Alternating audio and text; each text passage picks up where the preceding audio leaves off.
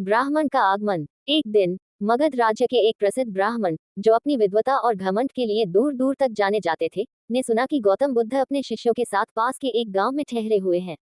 ब्राह्मण ने सोचा, इनकी बुद्धिमत्ता की इतनी चर्चा है, मैंने कितने ही ज्ञानी लोगों को वाद विवाद में परास्त किया है। चलो, आज मैं बुद्ध को चुनौती देता हूँ और देखता हूँ कि वह वास्तव में कितने बुद्धिमान है। अपनी महत्वाकांक्षा और घमंड से भरा हुआ ब्राह्मण गांव की ओर चल पड़ा।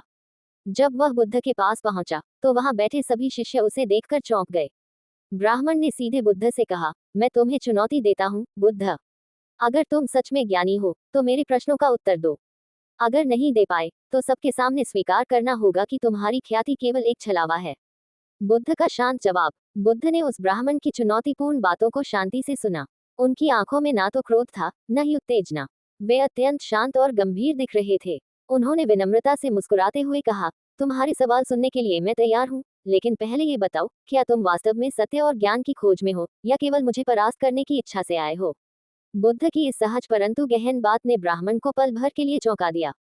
उसे लगा कि बुद्ध उसकी चुनौती को सरलता से नहीं ले रहे, बल्कि उसकी मनोस्थिति को समझने की कोशिश कर रहे हैं। उसने तुरंत जवाब दिया, मैं यहाँ तुम्हारी बुद्धिमत्ता को परखने आया हूँ। अगर तुम वास्तव में ज्ञानी हो, तो मेरे सवालों का उत्तर दो। ब्राह्मण का पहला सवाल। ब्राह्मण ने अपनी आंखों में चुनौती भरकर कहा, अगर कोई व्यक्ति तुम्हें अपशब्द कहे, तुम्हारा अपमान करे, तो तुम क्या करोगे? क्या तुम भी उसे उसी तरह जवाब दोगे, या तुम उसे सहन कर लोगे? ये सवाल एक तरह से ब्राह्मण की चालाकी थी।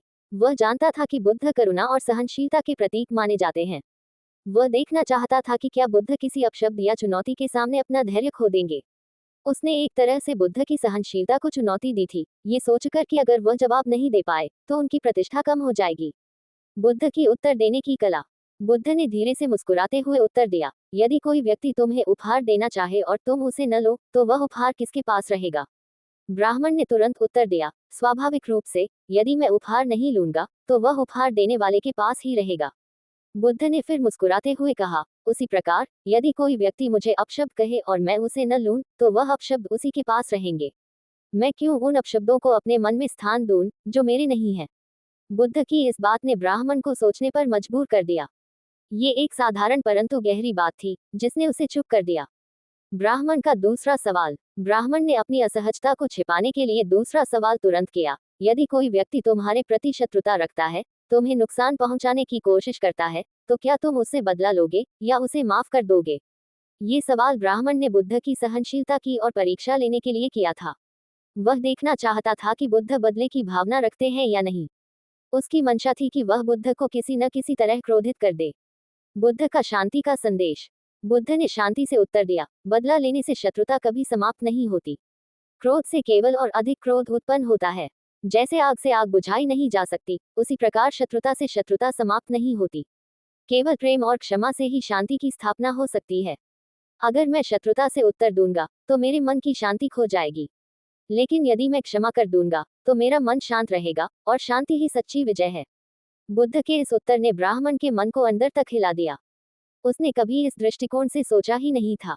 वह समझ गया कि बुद्ध का ज्ञान केवल शब्दों तक सीमित नहीं है, बल्कि वह व्यवहार और अनुभव से सिद्ध है। ब्राह्मण का हृदय परिवर्तन। बुद्ध के शांत और सजीव शब्दों ने ब्राह्मण के मन में परिवर्तन की लहर दौड़ा दी।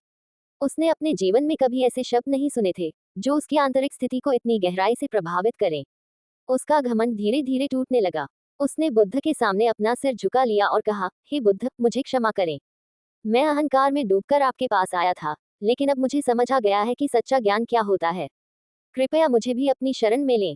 ब्राह्मण की आंखों में सच्ची पश्चाताप की भावना थी। वह अब खुद को बुद्ध के चरणों में समर्पित कर चुका था। उसने महसूस किया कि बुद्ध का ज्ञान सिर्फ बुद्धिमत्ता नहीं, बल्कि जीवन जीने की सच्ची कला है। बुद्ध का करुणामय उत्तर। बुद्ध ने करुणा से मुस्कुराते हुए कहा, तुम्हारी यात्रा अब शुरू हुई है। सच्चा ज्ञान घमंड से नहीं, विनम्रता से आता है। तुमने अपने घमंड को त्याग दिया है, और यही तुम्हारी पहली विजय है। याद रखो, मनुष्य की सबसे बड़ी लड़ाई उसके अपने अहंकार और इच्छाओं से होती है। जिसने इन्हें जीत लिया, वही सच्चा विजेता है। बुद्ध के ये शब्द ब्राह्मण के जीवन में एक नया प्रकाश लेकर आए। उसने बुद्ध के चरणों में प्रणाम किया और जीवन की सच्ची शांति की खोज में उनके साथ चल पड़ा। उसकी यात्रा अब वास्तव में शुरू हो चुकी थी।